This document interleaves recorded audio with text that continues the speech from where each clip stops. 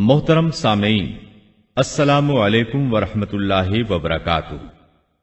کتاب و سنت کی اشاعت کے عالمی ادارے دارالسلام کی طرف سے آپ کی خدمت میں تخلیق کائنات اور تخلیق آدم علیہ السلام سے لے کر عیسیٰ علیہ السلام تک تمام انبیاء اور قوموں کا تذکرہ قصص الانبیاء پیش کیا جا رہا ہے۔ اب ہم آپ کو سناتے ہیں سیدنا ایوب علیہ السلام کا قصہ۔ ایوب علیہ السلام انبیاء کی جماعت میں سے ایک ہستی ہیں۔ اللہ تعالیٰ نے صبر کے معاملے میں بطور خاص ان کا تذکرہ فرمایا ہے، لوگوں کے لیے ایک مثال اور نمونہ ٹھہرایا ہے۔ آپ کا نسب نامہ یوں ہے: ایوب بن موس بن رازح بن عیس بن اسحاق بن ابراہیم علیہ السلام، یہ سیدنا اسحاق علیہ السلام کی نسل میں سے ہیں۔ ابراہیم علیہ السلام کے دو صاحبزادے تھے، اسماعیل علیہ السلام اور اسحاق علیہ السلام۔ ان کے بعد سب کے سب انبیاء کرام اسحاق علیہ السلام کی نسل سے تھے، سوائے نبی کریم صلی اللہ علیہ وسلم کے۔ آپ اکیلے سیدنا اسماعیل علیہ السلام کی نسل سے ہیں۔ اسحاق علیہ السلام کے بیٹے ہیں یعقوب علیہ السلام۔ انہی یعقوب علیہ السلام کو اسرائیل بھی کہا جاتا ہے۔ اسی نسبت سے بنی اسرائیل کا مطلب ہے یعقوب علیہ السلام کی آل اولاد۔ یعقوب علیہ السلام کے 12 بیٹے تھے۔ ان کے بیٹوں کو اسباط بھی کہتے ہیں۔ ان کا تذکرہ قرآن میں بھی آتا ہے۔ اب سوال یہ ہے کہ جن اسباط کا تذکرہ قرآن مجید میں انبیاء کرام علیہم السلام کے ساتھ کیا گیا ہے، کیا وہ یعقوب علیہ السلام کے بیٹے تھے یا ان بیٹوں کی اولاد میں سے تھے؟ اکثر علماء کرام نے یہ اشارہ دیا ہے کہ اسباط لفظ سے جن انبیاء کرام علیہم السلام کی طرف اشارہ کیا گیا ہے وہ یعقوب علیہ السلام کے بیٹے نہیں ہیں، اس لیے کہ انہوں نے تو یوسف علیہ السلام کے قتل کی کوشش کی تھی، اپنے والد سے جھوٹ بولا تھا، ایسے اور بھی غلط کام کیے تھے، تو ان حرکات کے کرنے والے انبیاء نہیں ہو سکتے، جبکہ اسباط سے مراد وہ انبیاء کرام ہوں گے جو ان بیٹوں کی نسل سے آئے ہوں گے۔ بنی اسرائیل کے 12 قبیلے تھے اور قبیلے کو سبط بھی کہتے ہیں، اس لیے انہیں اسباط بھی کہا جاتا ہے، یعنی بنی اسرائیل ان قبیلوں میں تقسیم ہو گئے۔ اسی طرح سیدنا ایوب علیہ السلام سیدنا اسحاق علیہ السلام کی اولاد میں سے ہوئے۔ سورہ انعام آیت 84 میں اللہ فرماتے ہیں: وَمِن ذُرِّيَّتِهِ دَاوُودَ وَسُلَيْمَانَ وَأَيُّوبَ وَيُوسُفَ وَمُوسَى وَهَارُونَ، اور اس کی اولاد میں سے داود اور سلیمان اور ایوب اور یوسف اور موسیٰ اور ہارون۔ تو یہ سب کے سب سیدنا ابراہیم علیہ السلام کی نسل سے تھے۔ ایوب علیہ السلام بھی اللہ تعالیٰ کے نبی اور رسول تھے۔ سورۃ النساء آیت 163 میں اللہ تعالیٰ فرماتے ہیں: إِنَّا أَوْحَيْنَا إِلَيْكَ كَمَا أَوْحَيْنَا إِلَىٰ إِبْرَاهِيمَ وَإِسْمَاعِيلَ وَإِسْحَاقَ وَيَعْقُوبَ وَالْأَسْبَاطِ وَعِيسَىٰ وَأَيُّوبَ وَيُونُسَ وَهَارُونَ وَسُلَيْمَانَ وَآتَيْنَا دَاوُودَ زَبُورًا۔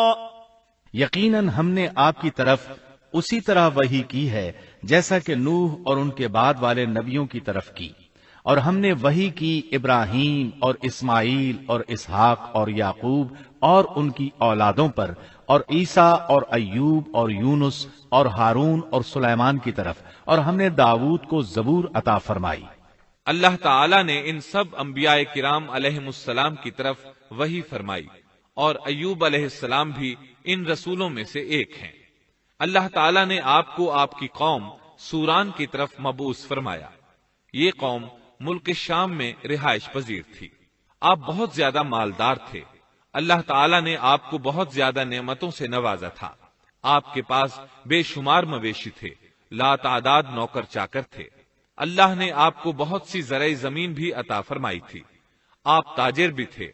تجارت کا سلسلہ دور دور تک پھیلا ہوا تھا۔ اللہ تعالیٰ نے آپ کو کثیر اولاد بھی عطا فرمائی تھی۔ آپ کے ہاں 7 بیٹے اور 7 بیٹیاں تھیں۔ آپ خود بھی صحت مند اور طاقتور تھے۔ آپ کے اصحاب کی تعداد بھی کافی تھی۔ گویا اللہ تعالیٰ نے آپ کو گوناگون نعمتوں سے نوازا تھا۔ آپ روئے زمین پر نعمتوں سے مالا مال شخص تھے۔ اللہ تعالیٰ نے آپ کو آزمانا چاہا تاکہ بعد میں آنے والے لوگوں کے لیے آپ صبر کی مثال بن جائیں۔ آخر صبر کا مرحلہ شروع ہو گیا۔ آپ کا سب مال و متاع ہلاک ہو گیا، یہاں تک کہ آپ فقیر ہو گئے۔ آپ کی زندگی ہی میں آپ کی ساری اولاد اللہ کو پیاری ہو گئی۔ کسی کا ایک بیٹا بھی فوت ہو جائے تو وہ کتنا غمگین ہوتا ہے، متاثر ہوتا ہے۔ سیدنا یعقوب علیہ السلام پر غم کس طرح طاری ہوا، یہاں تک کہ آپ کی آنکھوں کی بینائی تک جاتی رہی۔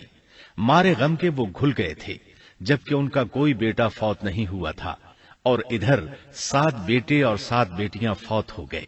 یہی نہیں، تمام مال مویشی ہلاک ہو گئے۔ معاملہ اس پر بھی ختم نہیں ہوا، آپ شدید مرض میں مبتلا ہو گئے۔ بیماری اس قدر شدید تھی کہ آپ چلنے پھرنے سے معذور ہو گئے، اٹھنے کی سکت نہ رہ گئی، یہاں تک کہ آپ کا گوشت گرنے لگا۔ آپ کی آزمائش انتہا کو پہنچ گئی۔ اب آپ کے ساتھی بھی آپ کا ساتھ چھوڑنے لگے۔ انہیں خوف محسوس ہوا کہ کہیں ان کی بیماری انہیں بھی نہ لگ جائے، کہیں یہ کوئی ایسی بیماری نہ ہو جو ایک سے دوسرے کو لگتی ہو۔ اس طرح سوائے 2 کے سب ساتھی آپ کا ساتھ چھوڑ گئے، کوئی آپ کے قریب نہ آتا تھا۔ جو 2 ساتھی ساتھ چھوڑ کر نہیں گئے تھے وہ بھی ذرا دور کھڑے ہو کر بات کرتے تھے۔ آپ کی خدمت کے لیے بس آپ کی بیوی رہ گئیں۔ وہ بہت وفادار بیوی تھی۔ یہ زوجہ محترمہ آپ کی خدمت کرتی، آپ کو کھلاتی پلاتی، آپ کو نہلاتی۔ پھر نوبت یہاں تک پہنچی کہ سارا ہی مال بالکل ختم ہو گیا۔ اب بیوی صاحبہ نے اجرت پر لوگوں کے گھروں میں کام کرنا شروع کیا تاکہ کچھ کما کر لائیں اور خاوند پر خرچ کر سکیں۔ یہ تھے اللہ کے نبی ایوب علیہ السلام، اتنی بڑی آزمائش میں پورے اترے۔ آزمائش بھی 1-2 ماہ نہیں، پورے 12 برس جاری رہی، اور ایک قول کے مطابق 18 برس جاری رہی۔ آپ اس دوران مجسمہ صبر بنے رہے۔ آپ نے کبھی کسی سے شکوہ تک نہ کیا، یہاں تک کہ کبھی زوجہ محترمہ سے بھی شکوہ نہ کیا۔ سال ہا سال اسی حالت پر گزر گئے۔ ایک بار آپ کی بیوی نے عرض کرنے کی ذرا ہمت کی اور کہا، آپ اللہ کے رسول ہیں، اگر اللہ کے حضور دعا کریں تو وہ آپ کی بیماری کو ختم فرما دیں گے، آپ کی حالت کو بدل دیں گے۔ بیوی صاحبہ کے یہ کہنے کے باوجود آپ نے بیماری کے ختم ہونے کی دعا نہ کی، نہ یہ کہا یا اللہ مجھے رزق کی فراوانی عطا فرما، بس رضائے الہی پر راضی رہے، تقدیر الہی پر خوش رہے۔ آپ نے بیوی سے فرمایا، ذرا بتاؤ تو ہم کتنا عرصہ خوشحالی اور فراوانی میں رہے ہیں، کتنا عرصہ ہم ناز و نعمت میں رہے ہیں؟ انہوں نے جواب دیا، 80 سال۔ یہ سن کر آپ نے فرمایا، مجھے اللہ تعالیٰ سے دعا کرتے حیا آتی ہے، جتنا عرصہ خوشحالی میں رہا اتنا عرصہ بیماری اور تنگ دستی میں نہیں گزرا، اس لیے میں ابھی یہ دعا نہیں کروں گا کہ وہ مجھے شفا عطا کر دے یا میری اس حالت کو بدل دے، وافر رزق عطا کرے، جب تک مجھ پر 80 سال نہ گزر جائیں۔ جس طرح میں 80 سال ناز و نعمت کی بہاریں دیکھتا رہا، اسی طرح 80 سال تک میں اسی حالت پر صبر کا دامن تھامے رہوں گا، تندرستی کا سوال نہیں کروں گا۔ آپ کے اس جواب پر بیوی صاحبہ مایوس ہو گئیں، اس لیے کہ انہیں تو بیماری کے ختم ہونے کی اور اچھے دنوں کے دوبارہ آنے کی امید تھی۔ آپ کی بات سن کر وہ بولیں، تب یہ آزمائش کی گھڑی کب ختم ہوگی؟ چونکہ اس بات سے اللہ تعالیٰ کی ناشکری ہوتی تھی، اس لیے ایوب علیہ السلام ناراض ہو گئے۔ انہوں نے اللہ کے نام کی قسم کھائی کہ اگر اللہ تعالیٰ نے مجھے شفا عطا فرمائی تو میں انہیں 100 کوڑے ماروں گا۔ دوسری طرف نوبت یہاں تک پہنچی کہ لوگوں نے آپ کی بیوی صاحبہ کو کام دینے سے انکار کرنا شروع کر دیا۔ ان کا خیال تھا کہیں ان کے شوہر کی بیماری انہیں بھی نہ لگ جائے۔ وہ سمجھتے تھے کہ ایوب علیہ السلام کی بیماری چھوت کی ہے، لہٰذا یہ بیماری ان کی بیوی کے واسطے سے انہیں بھی لگ سکتی ہے۔ جب معاملہ یہاں تک پہنچ گیا تب آپ نے ایک چھوٹی سی بات کہی، اس میں بھی کوئی واضح دعا نہیں تھی، جبکہ اس وقت سے بڑھ کر دعا کے لیے کون سا وقت ہو سکتا تھا؟ آپ کی اس بات کو اللہ تعالیٰ نے قرآن مجید میں بیان فرمایا ہے۔ سورہ انبیاء آیت 83 میں ہے، وَأَيُّوبَ إِذْ نَادَى رَبَّهُ أَنِّي مَسَّنِيَ الضُّرُّ وَأَنْتَ أَرْحَمُ الرَّاحِمِينَ۔ اور ایوب کی اس حالت کو یاد کرو جبکہ اس نے اپنے پروردگار کو پکارا کہ مجھے یہ بیماری لگ گئی ہے اور تو رحم کرنے والوں سے زیادہ رحم کرنے والا ہے۔ مجھے آزمائش نے آ لیا ہے اور تو ارحم الراحمین ہے۔ مطلب یہ کہ آپ نے واضح الفاظ میں دعا نہیں فرمائی، یہ نہیں فرمایا الہی مجھے تندرستی عطا فرما، الہی مجھے رزق عطا فرما اور میری حالت ایسی ایسی ہو گئی ہے، تو رحیم و کریم ہے، بلکہ یوں کہا وَأَنْتَ أَرْحَمُ الرَّاحِمِينَ، عرض کیا میری نسبت میری حالت کو تو ہی بہتر جاننے والا ہے۔ اللہ تعالی نے دوسری آیت میں آپ کی حالت کو اس طرح بیان کیا ہے۔ سورہ صاد آیت 41 میں اللہ تعالی فرماتے ہیں وَاذْكُرْ عَبْدَنَا أَيُّوبَ إِذْ نَادَى رَبَّهُ أَنِّي مَسَّنِيَ الشَّيْطَانُ بِنُصْبٍ وَعَذَابٍ۔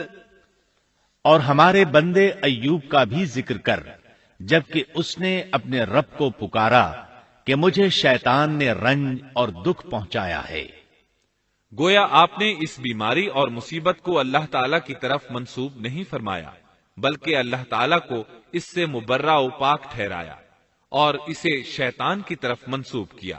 یوں نہیں کہا اللہ تو نے مجھے مصیبت میں ڈال دیا، بلکہ اس کو غیر اللہ یعنی شیطان کی جانب منسوب کیا۔ حدیث میں بھی اسی طرح آتا ہے وَالشَّرُّ لَيْسَ إِلَيْكَ، برائی تیری طرف سے نہیں ہے۔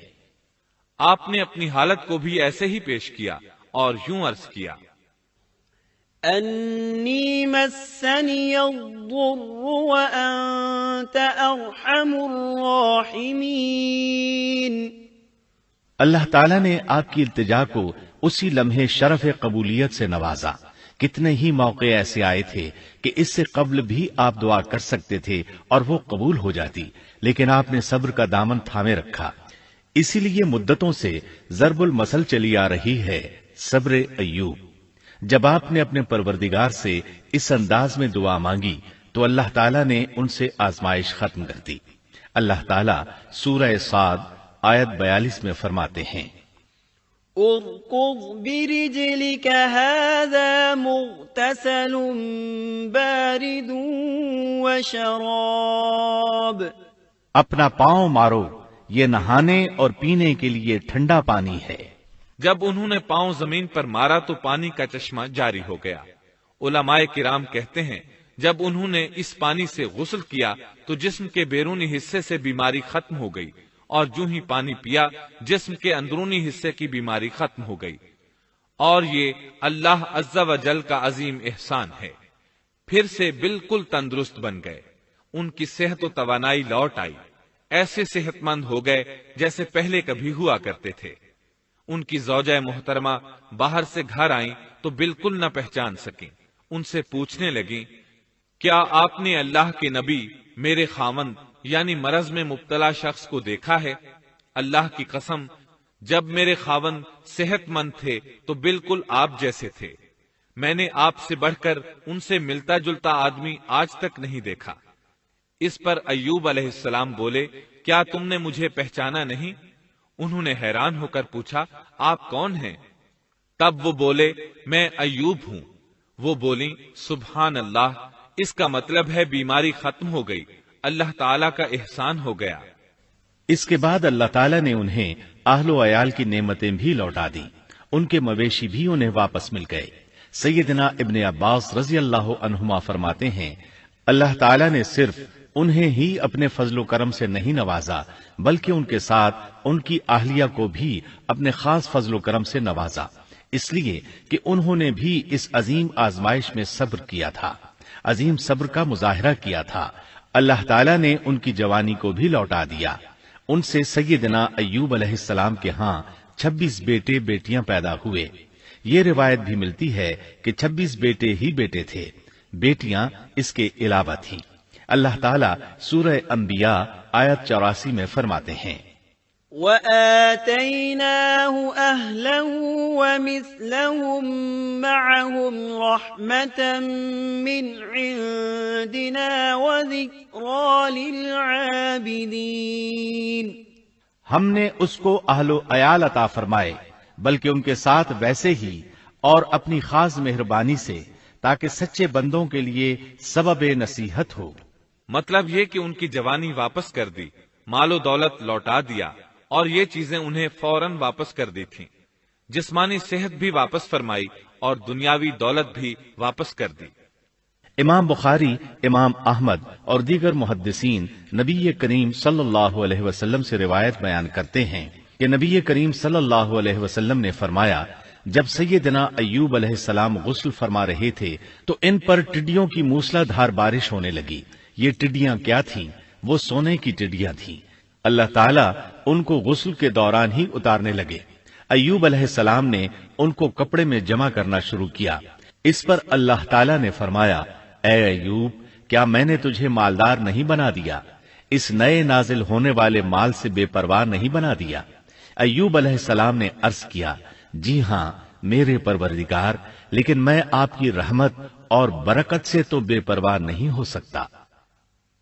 بلا یا رب ولكن لا غنى لي عن برکتک۔ ہاں اے رب، لیکن میں تیری برکت سے دور کیسے رہ سکتا ہوں؟ ان کا مال و دولت سب واپس مل گیا، اہل و عیال بھی مل گئے، صحت بھی پلٹ آئی۔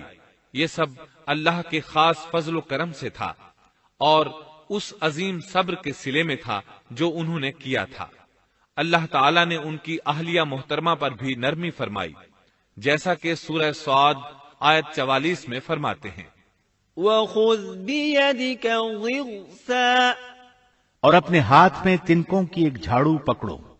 بالکل باریک تنکوں کی ایک جھاڑو لو، اس میں 100 تنکے ہوں، ان کو اکٹھا کر لو۔ اس کے بعد فرمایا، فَاضْرِب بِّهِ وَلَا تَحْنَثْ۔ جھاڑو سے اسے مار اور قسم کے خلاف نہ کر۔ مطلب یہ کہ ایوب علیہ السلام نے اپنی بیوی کو 100 کوڑے مارنے کی قسم کھائی تھی۔ اللہ نے یہ تدبیر سمجھائی کہ 100 تنکوں کا جھاڑو لے کر ایک بار انہیں مارو اور قسم پوری کرو، قسم کی خلاف ورزی نہ کرو۔ اس طرح آپ کی قسم بھی پوری ہو جائے گی اور بیوی کو بھی تکلیف نہیں پہنچے گی۔ تو اس طرح اللہ تعالیٰ نے ان کی زوجہ محترمہ پر خاص مہربانی فرمائی۔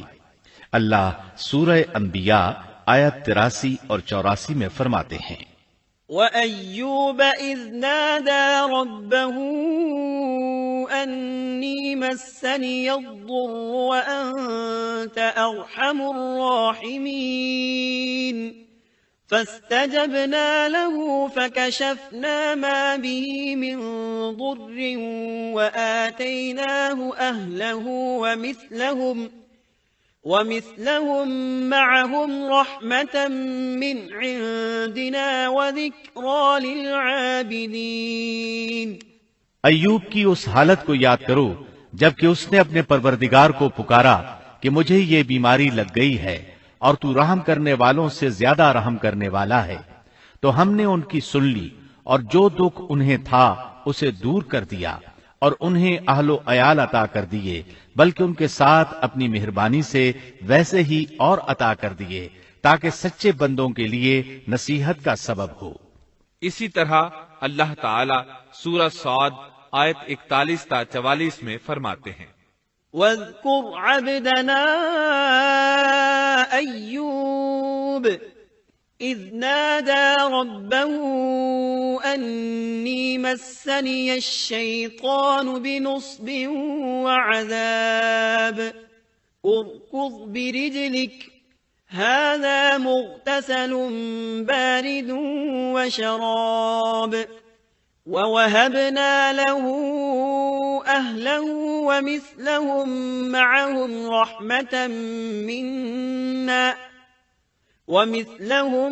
مَّعَهُمْ رَحْمَةً مِّنَّا وَذِكْرَىٰ لِأُولِي الْأَلْبَابِ۔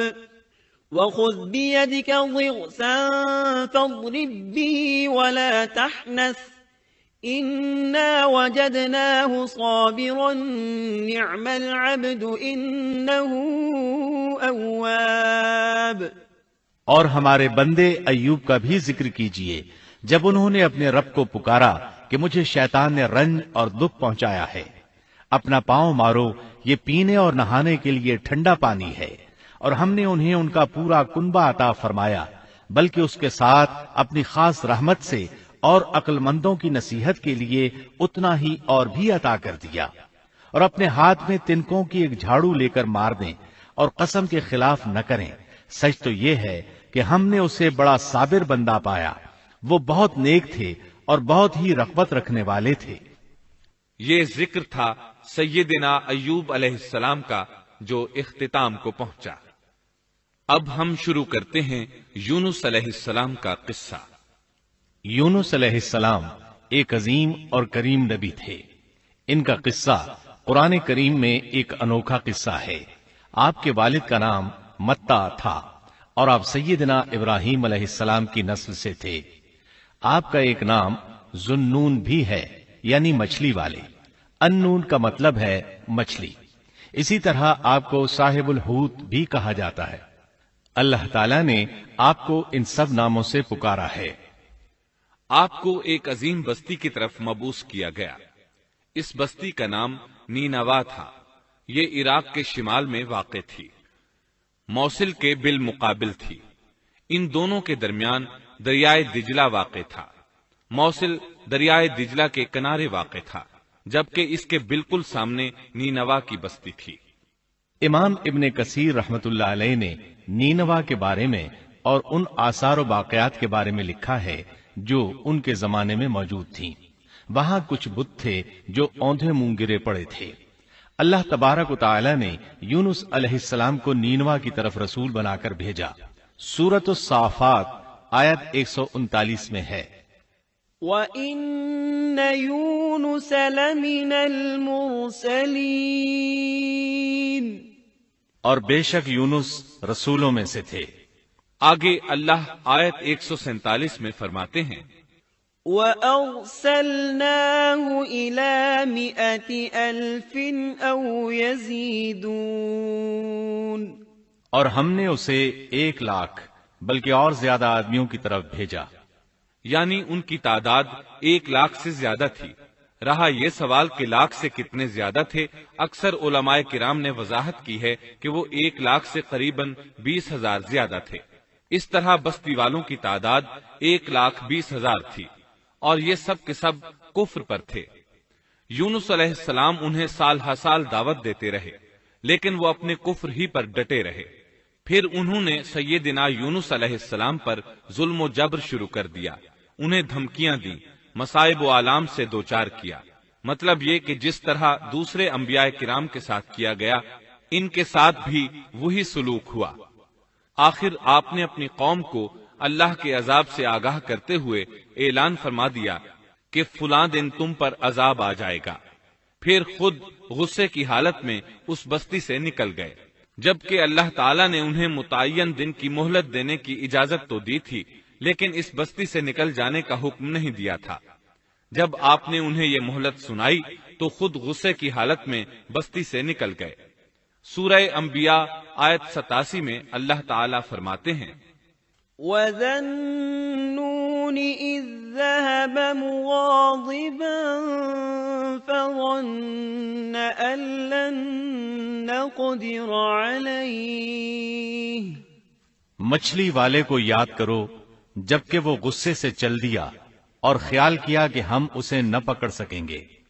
اس آیت کی تفسیر میں امام رازی رحمہ اللہ لکھتے ہیں، جس نے یہ گمان کیا کہ اللہ تعالیٰ اسے پکڑنے کی قدرت نہیں رکھتا، وہ آدمی کافر ہے۔ سیدنا امیر معاویہ رضی اللہ عنہ سے روایت ہے، انہوں نے سیدنا ابن عباس رضی اللہ عنہما سے کہا، آج رات قرآن کریم کی چند آیات کے معانی میں میں الجھ کر رہ گیا ہوں، مجھے کوئی راستہ سجھائی نہیں دے رہا کہ اس الجھن سے کس طرح نکلوں۔ مجھے بس آپ ایسے نظر آتے ہیں جو ان آیات کا مطلب بتا سکتے ہیں، کم از کم میں ان آیات کی تفسیر اور تعبیر نہیں سمجھ سکا۔ ابن عباس رضی اللہ عنہما نے پوچھا وہ کون سی آیات ہیں؟ سیدنا امیر معاویہ رضی اللہ عنہ کہنے لگے یونس علیہ السلام کا یہ خیال کرنا کہ اللہ تعالیٰ ان پر قدرت نہیں رکھتے، یہ سن کر سیدنا ابن عباس رضی اللہ عنہما نے فرمایا اس سے مراد یہ نہیں، یہ لفظ قدر یہاں تنگی کے معنی میں آیا ہے، قدرت اور طاقت رکھنے کے معنی میں نہیں۔ اللہ تعالیٰ نے قدر بمعنی تنگی اور قدر بمعنی قدرت دونوں کا استعمال کیا ہے۔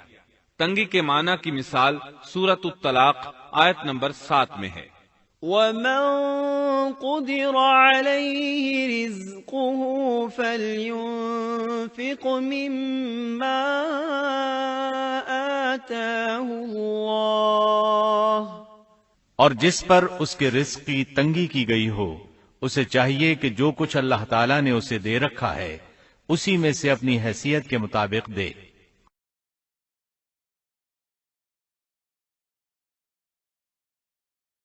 تو اس آیت میں بھی یہی معنی مراد ہے کہ انہوں نے گمان کر لیا ہم ان پر تنگی نہیں کریں گے، یعنی ان کا خیال یہ تھا کہ اگرچہ وہ اللہ تعالیٰ کی اجازت کے بغیر نکل کھڑے ہوئے ہیں پھر بھی اللہ ان پر تنگی نہیں کریں گے، کیونکہ وہ اللہ کے ایک معزز نبی اور رسول ہیں، اور ان کی قوم کے لوگ اللہ کی گرفت اور اس کے عذاب کے مستحق ہیں، انہی پر اللہ کا عذاب نازل ہونے والا ہے۔ اس عذاب کی خبر انہیں پہلے ہی سنا دی گئی ہے اور مہلت دے دی گئی ہے، مگر وہ خود اگرچہ اللہ کی اجازت کے بغیر ہی چلے آئے ہیں پھر بھی انہیں سرزنش نہیں کی جائے گی اور وہ کسی گرفت میں نہیں آئیں گے۔ اللہ تعالیٰ ان کے لیے کوئی تنگی نہیں فرمائیں گے۔ اللہ تعالیٰ سورۃ الانبیاء آیت 87 میں فرماتے ہیں، فَظَنَّ أَن لَّن نَّقْدِرَ عَلَيْهِ، اس نے خیال کیا کہ ہم اسے پکڑ نہیں سکیں گے، مطلب یہ کہ ہم انہیں کوئی سزا نہیں کریں گے اور ان پر کسی طرح کی تنگی نہیں کریں گے، اور وہ سمندر کی طرف چل دیے۔ انہی دنوں میں عذاب الہی کی کچھ علامات نینوا بستی پر ظاہر ہونا شروع ہو گئیں۔ ایک بہت بڑا سیاہ بادل ان کی طرف بڑھنے لگا، اس بادل میں آگ کے شعلے دکھائی دینے لگے۔ ان لوگوں نے یہ بادل ان متعین دنوں میں سے پہلے ہی دن دیکھ لیا۔ اس کو دیکھتے ہی وہ سمجھ گئے کہ جس طرح سیدنا یونس علیہ السلام نے انہیں آگاہ کیا تھا یہ عذاب ان پر نازل ہو کر رہے گا، اور جو عذاب سیدنا لوط علیہ السلام کی قوم پر آیا تھا وہ اس کے بارے میں بھی اچھی طرح جانتے تھے۔ وہ بستی ان کی بستی کے قریب ہی تھی، اس لیے وہ ڈر گئے۔ ان کے سردار جمع ہوئے اور کہنے لگے، جیسے تم سے پہلے لوگوں پر عذاب اترا کرتے تھے تم پر بھی یہ نازل ہو کر رہے گا، جلدی کرو، سب جمع ہو جاؤ۔ چنانچہ انہوں نے اس بات پر اتفاق کر لیا کہ سیدنا یونس علیہ السلام نے بالکل سچ فرمایا تھا۔ اللہ کی قسم یہ بالکل وہی عذاب ہے، تم اللہ کے عذاب سے نجات نہیں پا سکو گے۔ اس سے بچنے کی ایک ہی صورت ہے کہ تم ایمان لے آؤ اور توبہ کر لو۔ اس طرح وہ سب کے سب ایمان لے آئے، لیکن سیدنا یونس علیہ السلام وہاں موجود نہیں تھے۔ ان کی عدم موجودگی میں یہ سب کے سب یعنی 1,20,000 افراد ایمان لے آئے۔ انہوں نے پیوند لگے کپڑے پہنے اور اللہ کے حضور عاجزی، انکساری اور آہوزاری شروع کر دی، رونے لگے، اللہ سے بخشش مانگنے لگے، پھر اسی حالت زار میں باہر کھلے میدان کی طرف نکل آئے۔ ان کے سرداروں نے سب کو الگ الگ کر دیا، یہاں تک کہ ماں اور بیٹے کو بھی جدا کر دیا۔ سب اپنی اپنی جگہ پر یعنی ماں اپنی جگہ پر اور بیٹا اپنی جگہ پر آہوزاری کرنے لگے تاکہ ان پر اللہ تعالیٰ کی رحمت نازل ہو جائے۔ یہ عذاب 3 دن تک ان کے سروں پر منڈلاتا رہا، اور یہ بھی مسلسل آہوزاری کرتے رہے، اپنی عاجزی ظاہر کرتے رہے، معافیاں مانگتے رہے۔ آخر کار اللہ تعالیٰ نے ان پر رحم و کرم فرما دیا اور عذاب کو ان سے پھیر دیا۔ اللہ تعالیٰ سورہ یونس آیت 98 میں فرماتے ہیں، فلولا كانت قرية آمنت فنفعها إيمانها إلا قوم يونس، چنانچہ کوئی بستی ایمان نہ لائی کہ ایمان لانا اس کے لیے فائدہ مند ہوتا سوائے یونس کی قوم کے۔ مطلب یہ کہ سابقہ امتوں میں سے کسی کے بارے میں یہ سننے میں نہیں آیا کہ پوری قوم ایمان لے آئی ہو، تمام بستیوں میں ایک بھی بستی ایسی نہیں تھی، بس ایک یونس علیہ السلام کی قوم ایمان لے آئی۔ اللہ تعالیٰ سورہ یونس آیت 98 میں فرماتے ہیں، لما آمنوا كشفنا عنهم عذاب الخزي في الحياة الدنيا ومتعناهم إلى حين۔ جب وہ ایمان لے آئے تو ہم نے رسوائی کے عذاب کو دنیاوی زندگی میں ان پر سے ٹال دیا اور ان کو ایک وقت تک کے لیے زندگی سے فائدہ اٹھانے کا موقع دیا۔ مطلب یہ کہ ہم نے انہیں دنیاوی زندگی کا لطف اٹھانے کا موقع دیا۔ اب اس قوم پر قیامت کے دن تک عذاب نہیں اترے گا۔ علامہ ابن کثیر رحمت اللہ علیہ فرماتے ہیں، اس آیت کریمہ کا مفہوم یہ ہے کہ کسی بستی کے تمام باشندے کسی نبی پر کبھی ایمان نہیں لائے، یا تو سب نے کفر کیا یا پھر اکثر نے کفر کیا، لیکن یونس علیہ السلام کی قوم واحد ایسی قوم ہے جو تمام کی تمام عذاب الہی کے آثار دیکھ کر ایمان لے آئی۔ سابقہ ادوار میں جتنی بھی بستیاں گزری ان میں اہل ایمان کے ساتھ یا تو کفار رہے ہیں یا ان میں منافقین بھی رہے ہیں، سوائے یونس علیہ السلام کی قوم کے وہ سب کے سب کافر تھے، پھر سب کے سب ایمان لے آئے۔ یہ اللہ تعالیٰ کے عجائبات میں سے ہے اور اس کی قدرت اور رحمت کی نشانیوں میں سے ہے۔ اب دوسری طرف کی سنیے، یونس علیہ السلام کو کچھ معلوم نہیں تھا کہ ان کی قوم کے ساتھ کیا ہوا۔ آپ تو غصے کی حالت میں بستی سے نکل کر سمندر کی طرف چلے آئے تھے۔ آپ ایک کشتی کی طرف آئے، اس میں سواریاں اور ساز و سامان لدا ہوا تھا۔ اللہ تعالیٰ سورۃ الصافات آیت 140 میں فرماتے ہیں، اذ ابق الى الفلك المشحون، جب وہ بھاگ کر بھری کشتی پر پہنچے۔ کشتی روانہ ہوئی، موجیں اٹھیں، سمندر میں طغیانی آئی، یوں لگتا تھا کہ بس ابھی غرق ہوئے۔ کہنے لگے بوجھ ہلکا کرو، اپنا ساز و سامان سمندر میں پھینک دو۔ چنانچہ انہوں نے اپنا اپنا ساز و سامان سمندر میں پھینک دیا۔ اس طرح کشتی کچھ ہلکی ہو گئی، لیکن ضرورت کے مطابق ہلکی نہ ہو سکی۔ اب وہ کہنے لگے کسی کو سمندر میں گرانا ضروری ہے تاکہ کشتی مزید ہلکی ہو جائے، ورنہ یہ ڈوب جائے گی۔ جلدی کرو، قرع ڈالو۔ جس کے نام کا قرع نکلتا جائے اسے سمندر میں گراتے جاؤ اور بار بار یہ عمل دہراتے جاؤ یہاں تک کہ کشتی ہلکی ہو جائے۔ چنانچہ قرع ڈالا گیا۔ سب سے پہلے یونس علیہ السلام کا نام نکلا۔ سب کہنے لگے نہیں، یہ تو ایسے نہیں ہیں، ان کے چہرے پر تو سجدوں کے نشانات ہیں، انہیں رہنے دو، پھر قرع ڈالو۔ چنانچہ پھر قرع ڈالا گیا، پھر انہی کا نام نکلا۔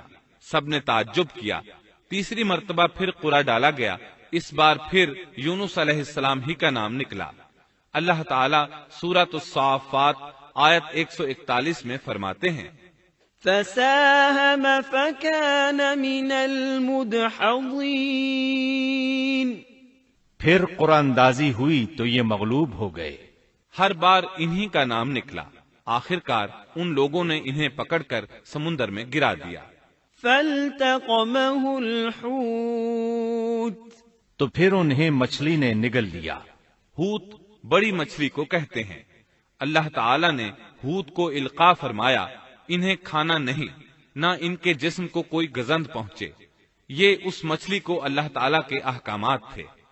اللہ تعالیٰ سورۃ الصافات آیت 142 میں فرماتے ہیں، فالتقمه الحوت وهو مليم، تو پھر انہیں مچھلی نے نگل لیا اور وہ خود اپنے آپ کو ملامت کرنے لگے۔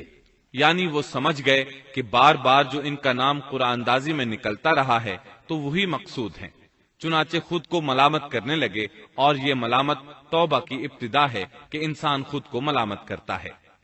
اب یونس علیہ السلام مچھلی کے پیٹ میں تھے۔ اللہ کی قدرت، آپ مچھلی کے پیٹ میں 3 دن تک رہے، بعض روایات میں 7 دن اور زیادہ سے زیادہ مدت 40 روز آئی ہے۔ آپ نے مچھلی کے پیٹ میں اللہ تعالیٰ کو پکارا۔ اللہ سورۃ الانبیاء آیت 87 میں فرماتے ہیں، فنادى في الظلمات، آخر کار وہ اندھیروں کے اندر سے پکار اٹھے۔ علماء نے یہاں 3 اندھیروں کا ذکر کیا ہے، مچھلی کے پیٹ کا اندھیرا، سمندر کا اندھیرا اور رات کا اندھیرا، گویا ان پر یہ سارے اندھیرے اکٹھے ہو گئے تھے۔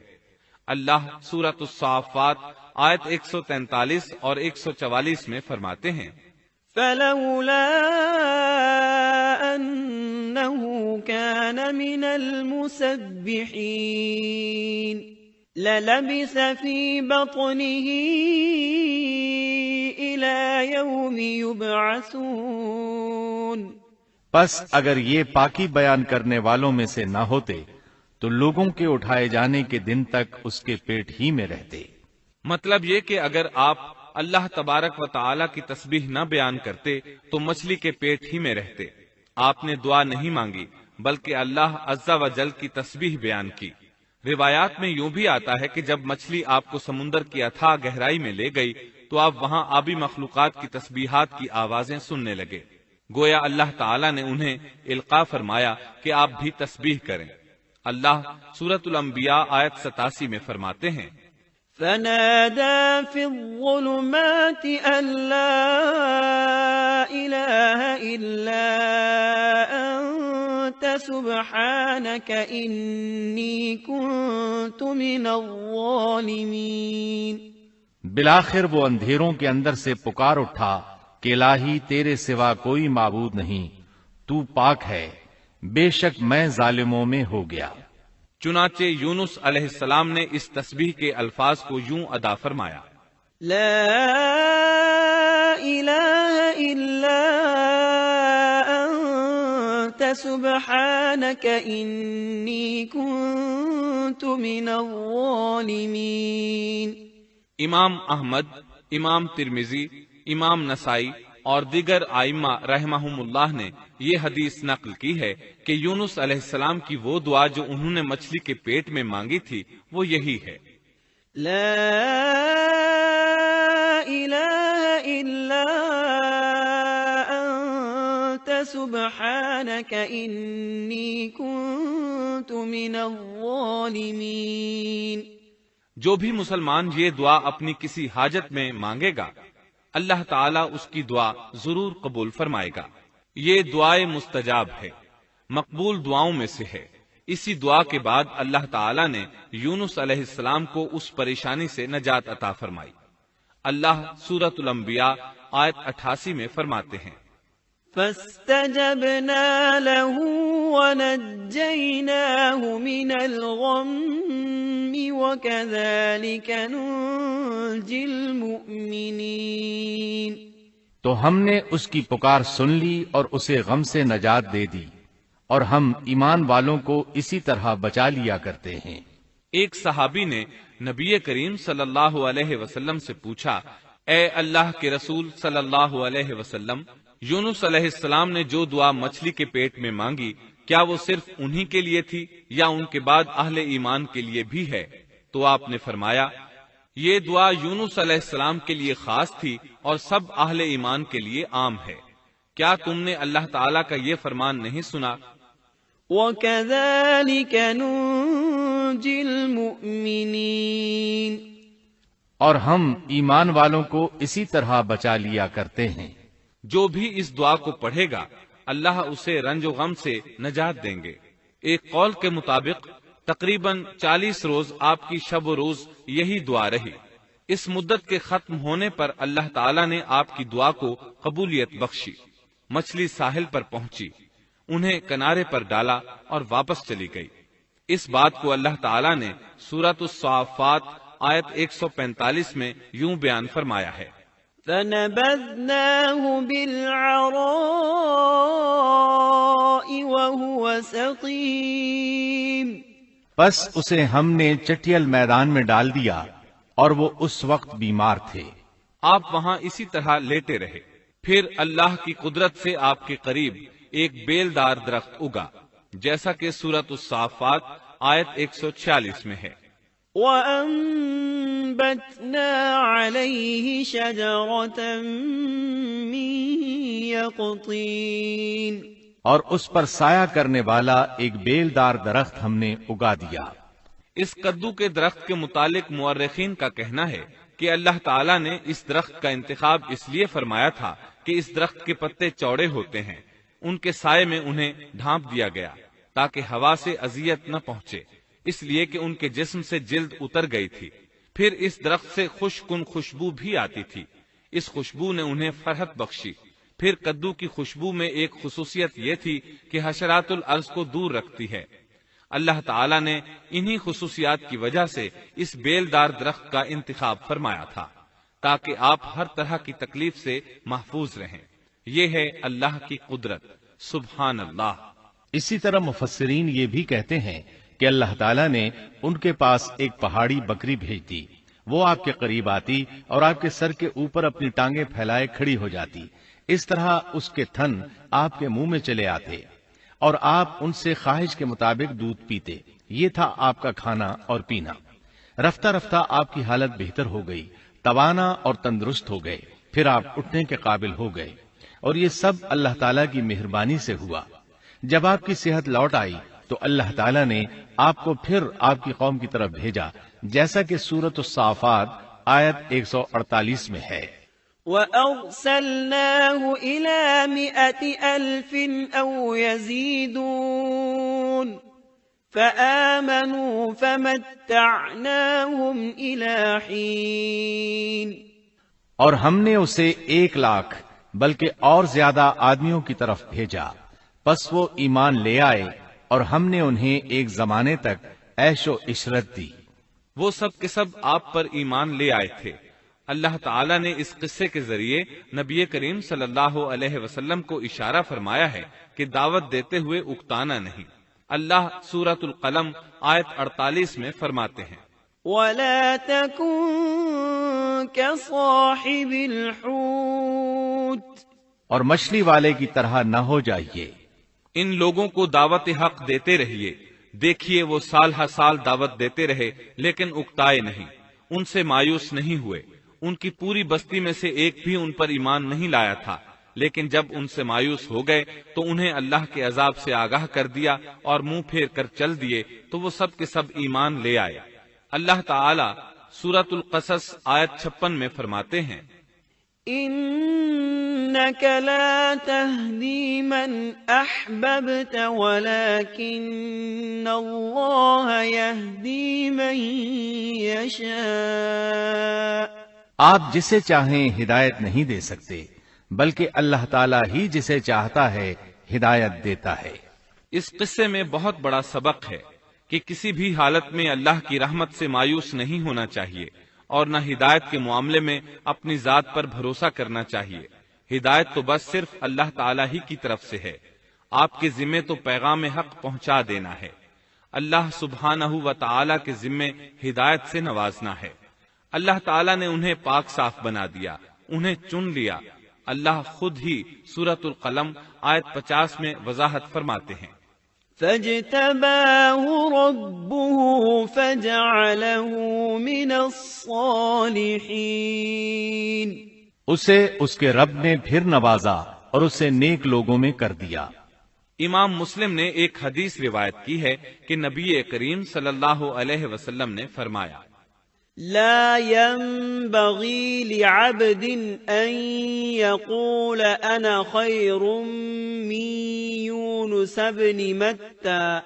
تم میں سے کوئی شخص ہرگز یہ نہ کہے کہ میں یعنی محمد یونس بن متا سے بہتر ہوں، یعنی یوں نہ کہے کہ میں سیدنا یونس علیہ السلام سے افضل ہوں۔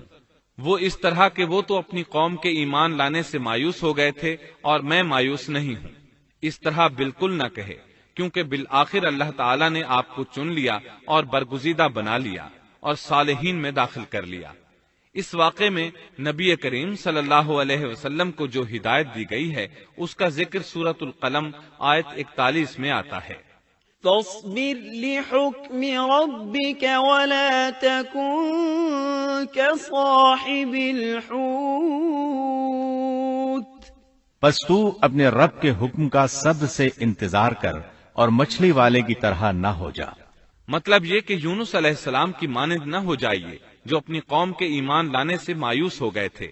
یقیناً دین کی دعوت اور حق کے پرچار میں یہ بہت عظیم سبق ہے کہ دائی اللہ کو کبھی مایوس نہیں ہونا چاہیے۔ یونس علیہ السلام کا قصہ ختم ہوا اور اب ہم آپ کو سناتے ہیں ذوالکفل علیہ السلام کا قصہ۔ قرآن عزیز میں ذوالکفل علیہ السلام کا ذکر 2 سورتوں یعنی سورۃ الانبیاء اور سورہ صاد میں آیا ہے، لیکن دونوں سورتوں میں صرف نام مذکور ہے، مختصر و مفصل کسی قسم کے حالات کا کوئی تذکرہ نہیں ہے۔ سورۃ الانبیاء آیت 85 اور 86 میں اللہ تعالی فرماتے ہیں وَإِسْمَاعِيلَ وَإِدْرِيسَ وَذَا الْكِفْلِ كُلٌّ مِّنَ الصَّابِرِينَ وَأَدْخَلْنَاهُ فِي رَحْمَتِنَا إِنَّهُم مِّنَ الصَّالِحِينَ۔ اور اسماعیل اور ادریس اور ذوالکفل یہ سب صابر لوگ تھے، ہم نے انہیں اپنی رحمت میں داخل کر لیا، یہ سب لوگ نیک تھے۔ اللہ تعالیٰ سورہ صاد آیت 48 میں فرماتے ہیں وَاذْكُرْ إِسْمَاعِيلَ وَالْيَسَعَ وَذَا الْكِفْلِ وَكُلٌّ مِّنَ الْأَخْيَارِ۔ اسماعیل، یسع اور ذوالکفل کا بھی ذکر کر دیجئے، یہ سب بہترین لوگ تھے۔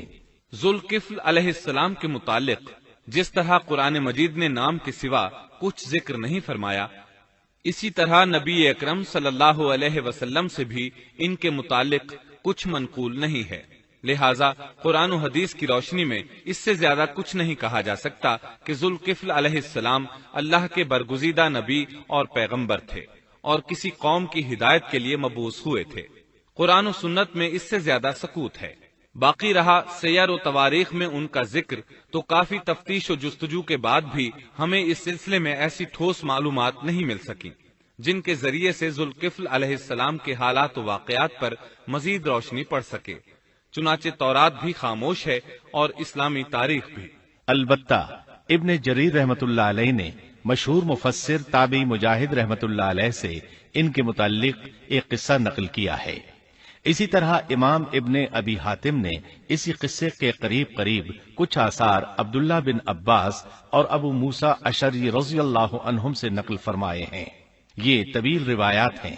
ان میں ہے کہ ابن عباس اور ابو موسیٰ اشعری رضی اللہ عنہم فرماتے ہیں کہ ذوالکفل نبی نہیں تھے بلکہ وہ ایک نیک اور صالح آدمی تھے، لیکن ایک تو یہ روایات سند کے اعتبار سے ضعیف ہیں، دوسرا یہ کہ ابن عباس اور ابو موسیٰ رضی اللہ عنہم جیسے جلیل القدر صحابہ اور مجاہد رحمت اللہ علیہ جیسے عظیم تابعی سے یہ ناممکن ہے کہ وہ ذوالکفل علیہ السلام کے متعلق یہ فرمائے کہ وہ نبی نہیں بلکہ ایک نیک مرد تھے۔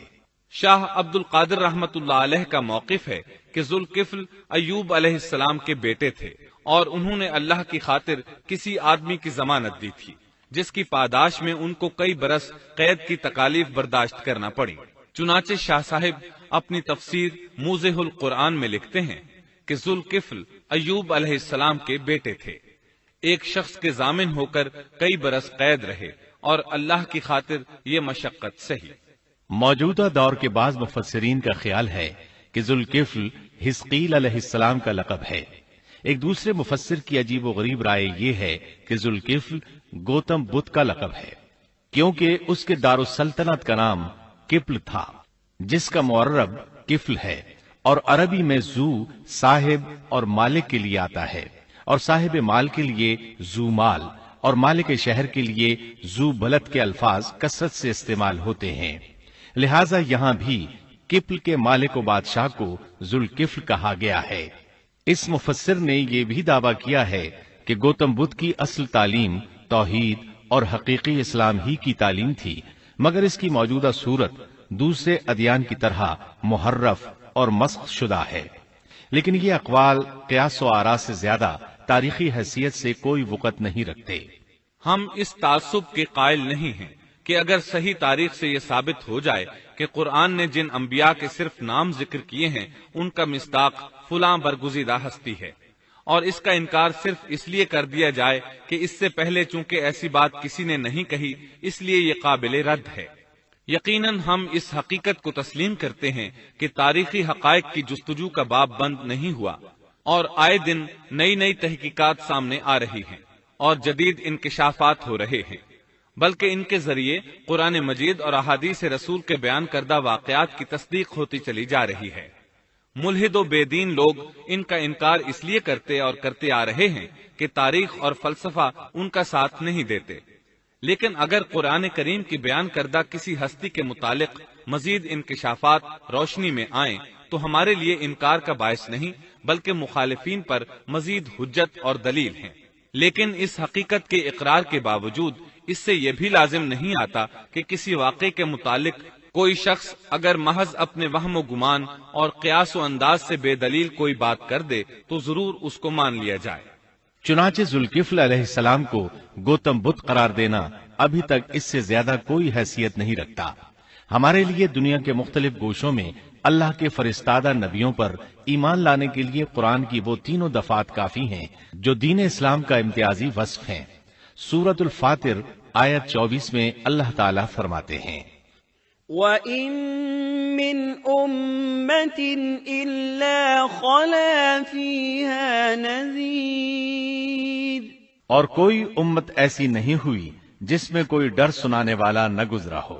سورۃ المومن آیت 78 میں اللہ تعالیٰ فرماتے ہیں، مِّنْهُم مَّن قَصَصْنَا عَلَيْكَ وَمِنْهُم مَّن لَّمْ نَقْصُصْ عَلَيْكَ، بعض انبیاء کے واقعات ہم آپ کو بیان کر چکے ہیں اور ان میں سے بعض کے قصے تو ہم نے آپ کو بیان ہی نہیں کیے۔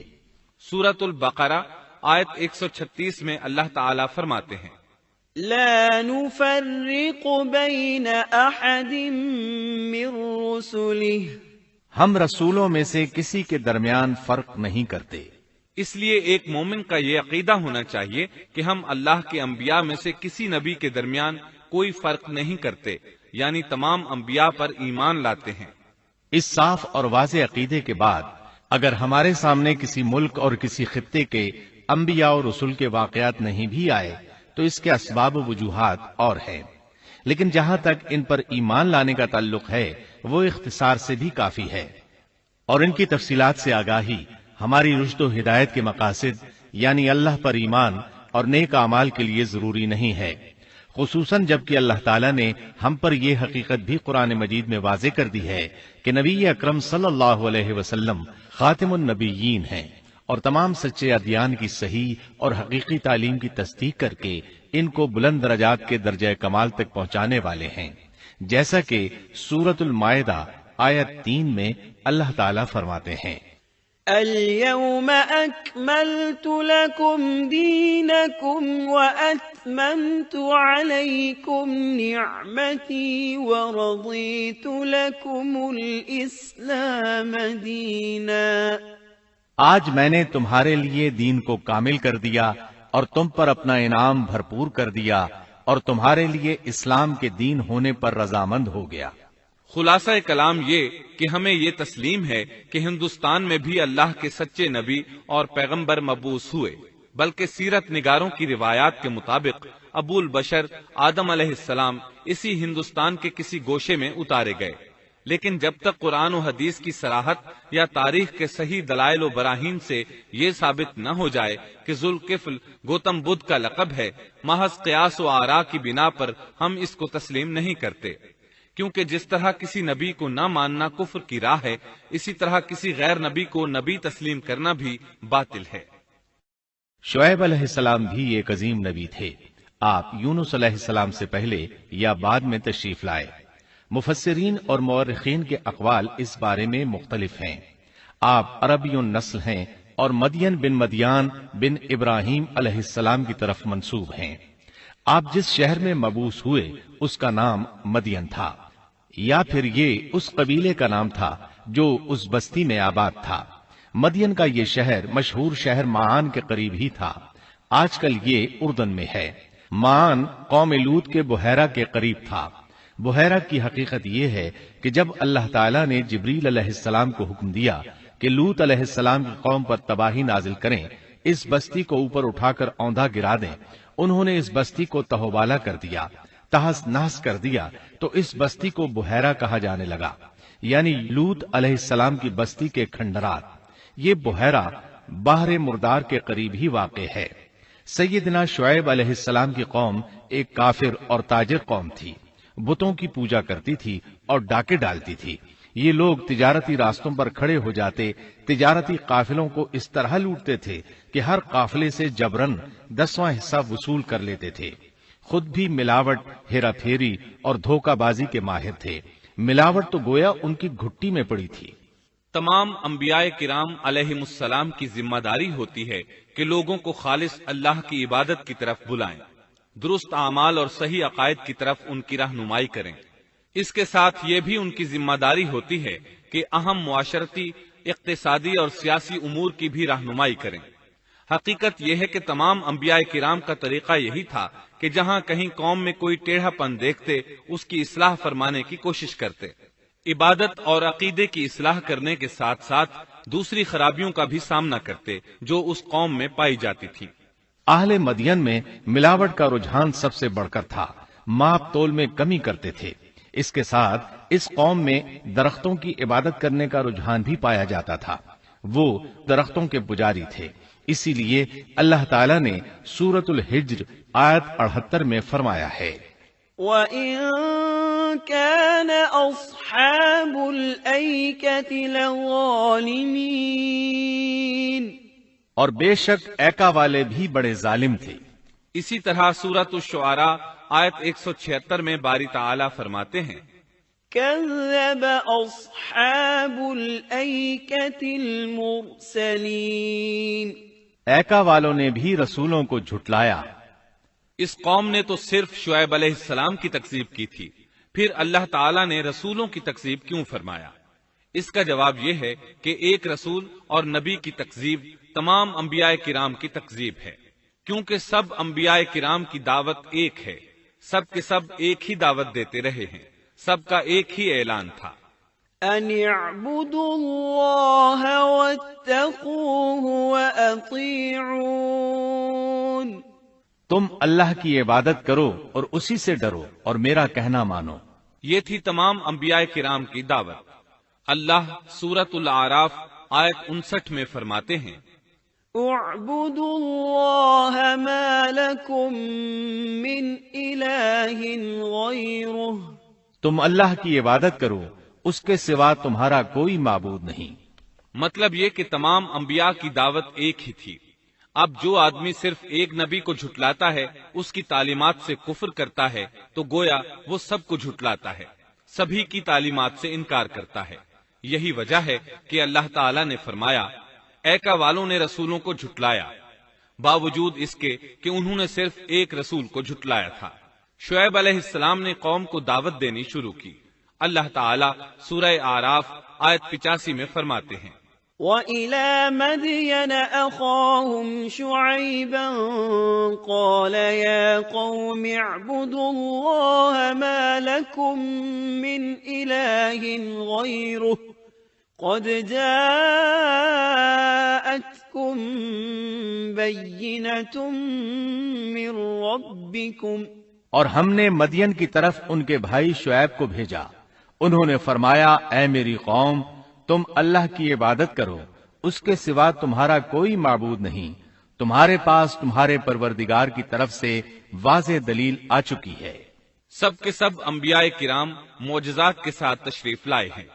اگر معجزات نہ ہوتے تو لوگوں کو کیسے پہچان ہوتی کہ وہ حق پر ہیں؟ معجزات نہ ہوتے تو ہم ایک سچے نبی اور نبوت کے جھوٹے مدعی کے درمیان فرق کیسے کر سکتے تھے؟ نبی برحق تو معجزات لے کر آتا ہے، دنیا میں کوئی نبی ایسا نہیں آیا جو معجزات لے کر نہ آیا ہو۔ معجزے کی تعریف میں علماء لکھتے ہیں، المعجزة امر خارق للعادة، شيء لا يستطيعه البشر وليس من صنع البشر۔ معجزہ اس خلاف عادت امر کو کہتے ہیں جو انسانوں کی طاقت سے بالا ہو اور اس میں کسی آدمی کا عمل دخل نہ ہو، یعنی جس کو پیش کرنے سے انسان عاجز ہوں۔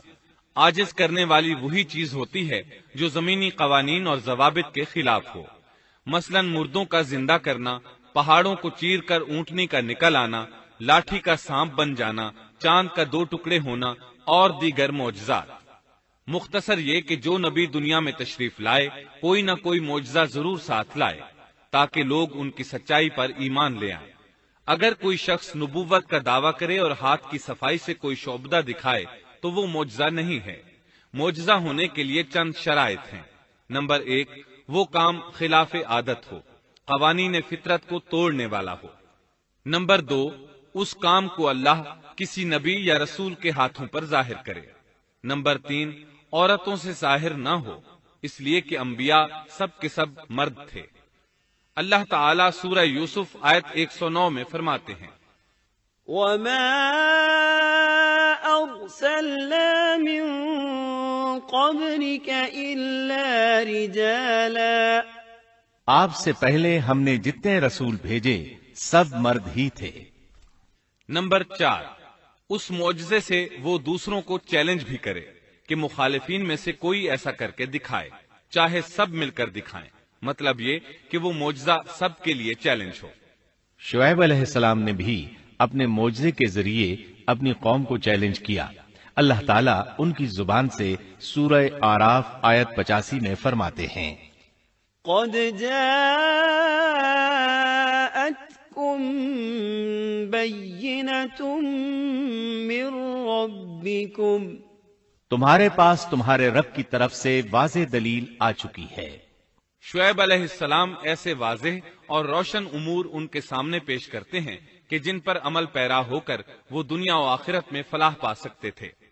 سورۃ الاعراف آیت 85 میں ہے، فَأَوْفُوا الْكَيْلَ وَالْمِيزَانَ وَلَا تَبْخَسُوا النَّاسَ أَشْيَاءَهُمْ وَلَا تُفْسِدُوا فِي الْأَرْضِ بَعْدَ إِصْلَاحِهَا ذَلِكُمْ خَيْرٌ لَكُمْ إِن كُنتُم مُؤْمِنِينَ۔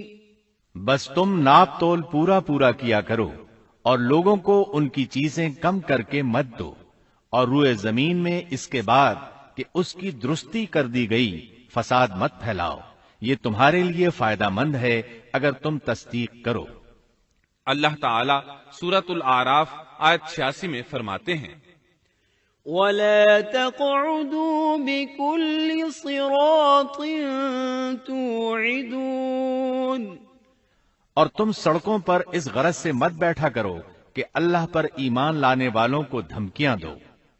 مطلب یہ کہ تمام تجارتی راستوں میں کٹوتیاں کرنے کے لیے نہ بیٹھا کرو، اگر وہ تمہیں رقوم ادا نہیں کرتے تو تم انہیں دھمکیاں دیتے ہو، جیسا کہ سورۃ الاعراف آیت 86 میں ہے، وَلَا تَقْعُدُوا بِكُلِّ صِرَاطٍ تُوعِدُونَ وَتَصُدُّونَ عَن سَبِيلِ اللَّهِ مَنْ آمَنَ بِهِ وَتَبْغُونَهَا عِوَجًا، اور تم سڑکوں پر اس غرض سے نہ بیٹھو کہ اللہ پر ایمان لانے والوں کو دھمکیاں دو اور اللہ کی راہ سے روکو اور اس میں کجی تلاش کرنے میں لگے رہو۔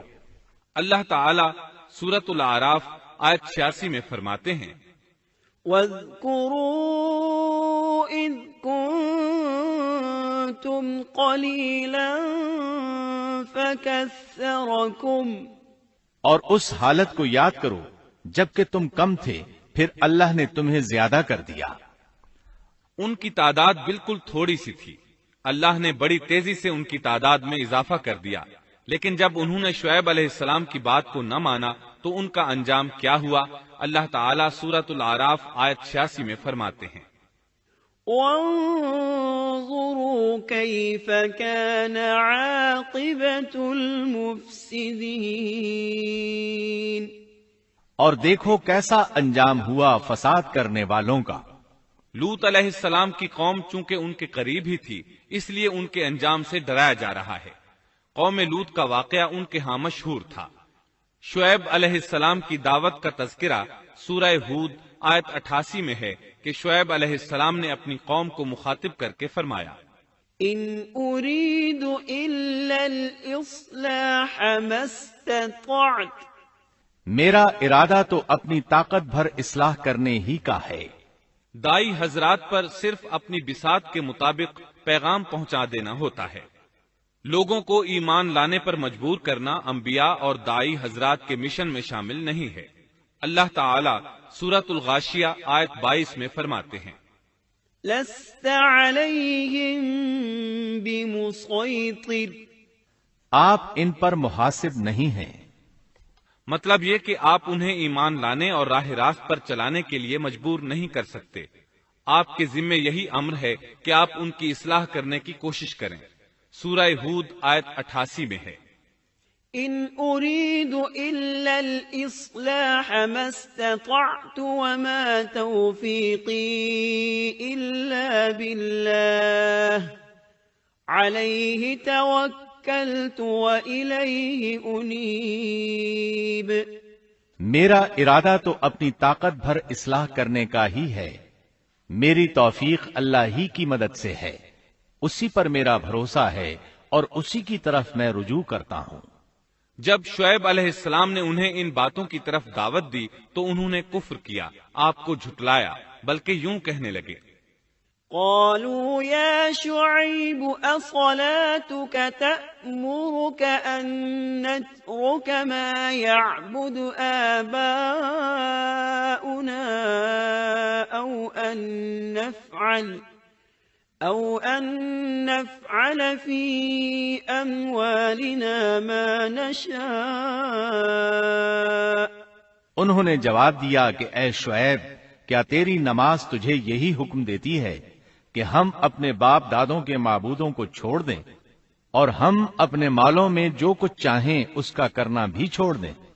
آج بھی بعض لوگوں کا یہی حال ہے، وہ سمجھتے ہیں دین کا مطلب ہے مسجدوں کی حد تک عبادت کر لو، سیاسی اور معاشرتی زندگی میں دین کی کوئی ضرورت نہیں سمجھتے، ان معاملات کو دین سے الگ چیز تصور کرتے ہیں، کہتے ہیں بس جی یہ تو دنیا کے مشاغل ہیں۔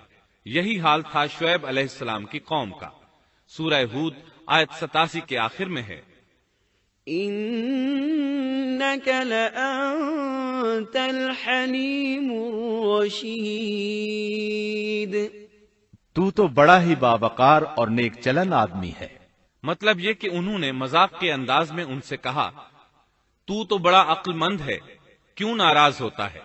سیدنا ابن عباس رضی اللہ عنہما سے روایت ہے کہ وہ یہ بات ان سے مذاق کے انداز میں کہتے تھے، ان کی تعریف نہیں کرتے تھے۔ پھر شعیب علیہ السلام نے ان الفاظ میں سمجھایا، وَيَا قَوْمِ لَا يَجْرِمَنَّكُمْ شِقَاقِي أَن يُصِيبَكُم مِّثْلُ مَا أَصَابَ قَوْمَ نُوحٍ أَوْ قَوْمَ هُودٍ أَوْ قَوْمَ صَالِحٍ وَمَا قَوْمُ لُوطٍ مِّنكُم بِبَعِيدٍ۔ اور اے میری قوم، میرے خلاف ضد تمہارے لیے اس بات کا باعث نہ ہو جائے کہ تمہیں بھی ویسا ہی معاملہ پیش آ جائے جیسا قوم نوح یا قوم ہود یا قوم صالح کو پیش آ چکا ہے، اور قوم لوط تو تم سے کچھ دور نہیں۔ مطلب یہ تھا کہ قوم لوط تو تمہارے بالکل نزدیک تھی، ان پر آنے والے عذاب سے تو تم خود اچھی طرح خبردار ہو، جانتے ہو ان کے ساتھ کیا سلوک ہو چکا ہے۔ پھر آپ نے فرمایا، وَاسْتَغْفِرُوا رَبَّكُمْ ثُمَّ تُوبُوا إِلَيْهِ إِنَّ رَبِّي رَحِيمٌ وَدُودٌ۔ تم اپنے رب سے استغفار کرو اور اس کی طرف توجہ کرو، یقین مانو کہ میرا رب بڑی مہربانی والا اور بہت محبت کرنے والا ہے۔ جب وہ اپنی ضد پر اڑے رہے تو شعیب علیہ السلام نے یوں فرمایا، تو ذرا ٹھہر جاؤ یہاں تک کہ ہمارے درمیان اللہ فیصلہ کیے دیتا ہے، اور وہ سب فیصلہ کرنے والوں سے بہتر ہے۔ پہلے تو عام واعظ و نصیحت فرمائی، جب قوم نہ سمجھی تو انہیں سابقہ ہلاک شدہ قوموں کی مثالیں دی، ڈرایا کہ کہیں تمہیں بھی ایسے ہی عذابوں سے دوچار نہ ہونا پڑے، لیکن انہوں نے کسی بات کا اثر نہ لیا، الٹا یوں کہنے لگے، انما انت من المسحرین ما انت إلا بشر مثلنا وإن نظنك لمن الكاذبين فأسقط علينا كسفا من السماء إن كنت من الصادقين۔ تو ان میں سے ہے جن پر جادو کر دیا جاتا ہے، اور تو ہم ہی جیسا ایک انسان ہے، اور ہم تو تجھے جھوٹ بولنے والوں میں سے ہی خیال کرتے ہیں۔ اگر تو سچے لوگوں میں سے ہے تو ہم پر آسمان کا کوئی ٹکڑا گرا دے۔ مطلب یہ کہ آخرکار یہ لوگ پہلے لوگوں یعنی عاد اور سمود کے نقش قدم پر چلنے لگے۔ ان کے انبیاء انہیں حق کی طرف بلاتے رہے، وہ انکار کرتے رہے، آخر ان پر اللہ کے عذاب اترے۔ ایسے ہی یہ لوگ بھی شعیب علیہ السلام کو دھمکیاں دینے لگے، ان کے مقابلے پر اتر آئے۔ سورۃ الاعراف آیت 88 میں ہے کہ شعیب علیہ السلام کی قوم کے کافر سرداروں نے ان سے کہا، قال الملأ الذين استكبروا من قومه لنخرجنك يا شعيب والذين آمنوا معك من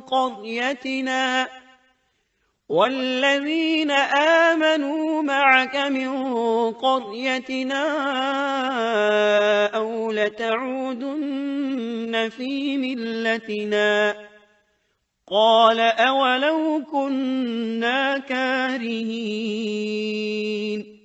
ان کی قوم کے متکبر سرداروں نے کہا، اے شعیب، ہم آپ کو اور جو آپ کے ہمراہ ایمان والے ہیں انہیں اپنی بستی سے نکال دیں گے، یا یہ کہ تم ہمارے مذہب میں پھر آ جاؤ۔ شعیب نے جواب دیا، کیا ہم تمہارے مذہب میں آ جائیں؟ گو ہم اس کو مکروہ ہی سمجھتے ہوں۔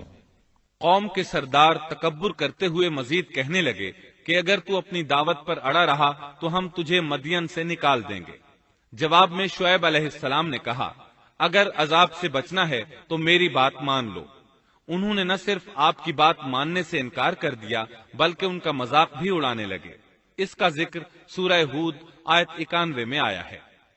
قالوا يا شعيب ما نفقه كثيرا مما تقول۔ انہوں نے کہا، اے شعیب، تیری اکثر باتیں تو ہماری سمجھ ہی میں نہیں آتی۔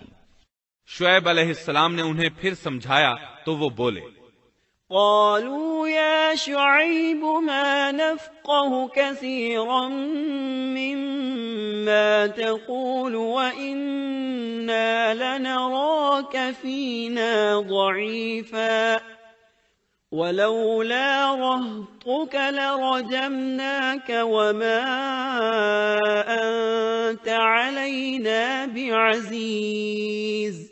اے شعیب، تیری اکثر باتیں تو ہماری سمجھ ہی میں نہیں آتی، اور ہم تو تجھے اپنے اندر بہت کمزور پاتے ہیں۔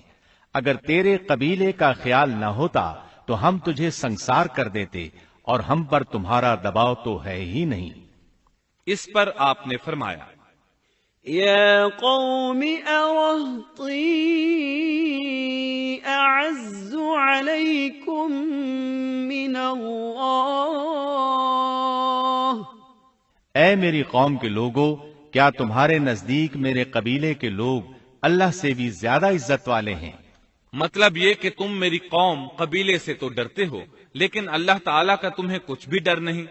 اس موقع پر انہوں نے اپنی قوم کو یوں خبردار کیا، وَيَا قَوْمِ اعْمَلُوا عَلَى مَكَانَتِكُمْ إِنِّي عَامِلٌ سَوْفَ تَعْلَمُونَ مَن يَأْتِيهِ عَذَابٌ يُخْزِيهِ وَمَنْ هُوَ كَاذِبٌ وَارْتَقِبُوا إِنِّي مَعَكُمْ رَقِيبٌ۔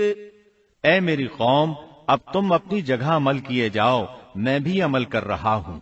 بہت جلد تمہیں معلوم ہو جائے گا کہ کس کے پاس وہ عذاب آتا ہے جو اسے رسوا کر دے اور کون ہے جو جھوٹا ہے۔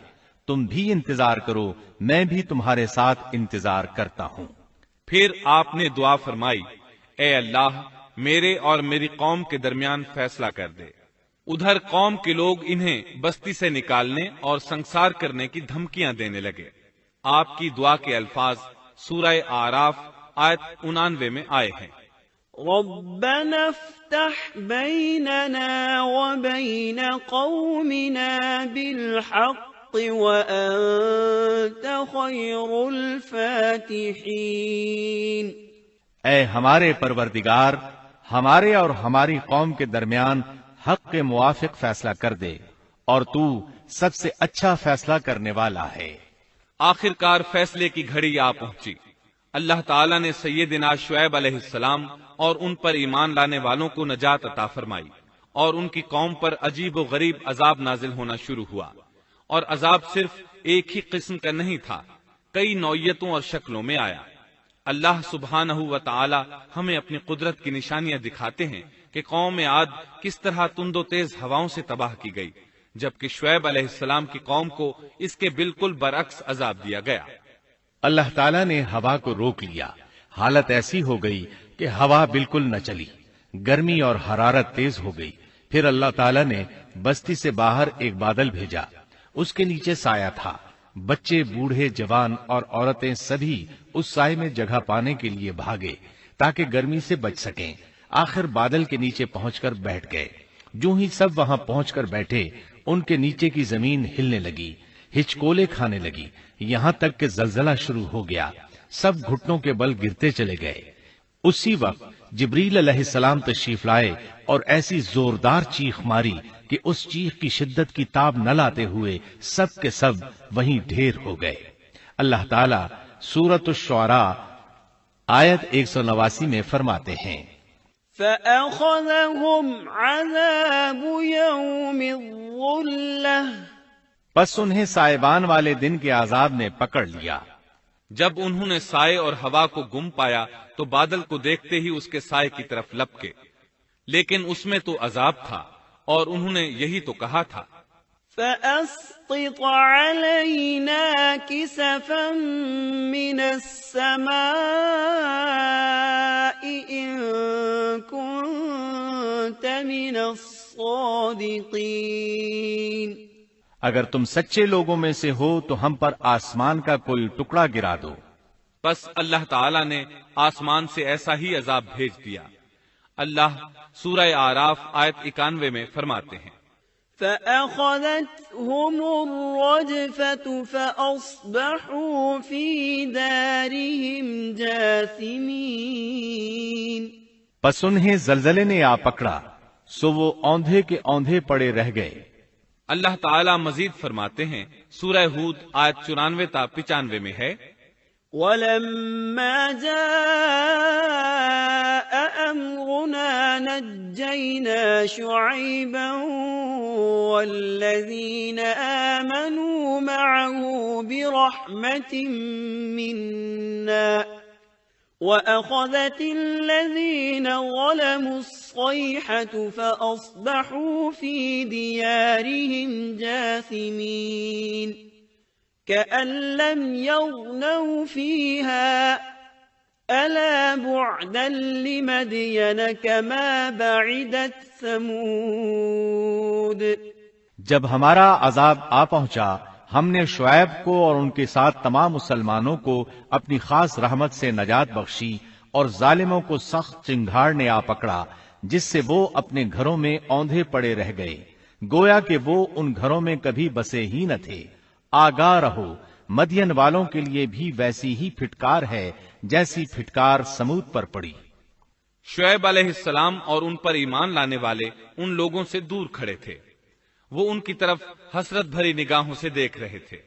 سورہ آراف آیت 93 میں ارشاد ربانی ہے، فَتَوَلَّى عَنْهُمْ وَقَالَ يَا قَوْمِ لَقَدْ أَبْلَغْتُكُمْ رِسَالَاتِ رَبِّي وَنَصَحْتُ لَكُمْ فَكَيْفَ آسَى عَلَى قَوْمٍ كَافِرِينَ۔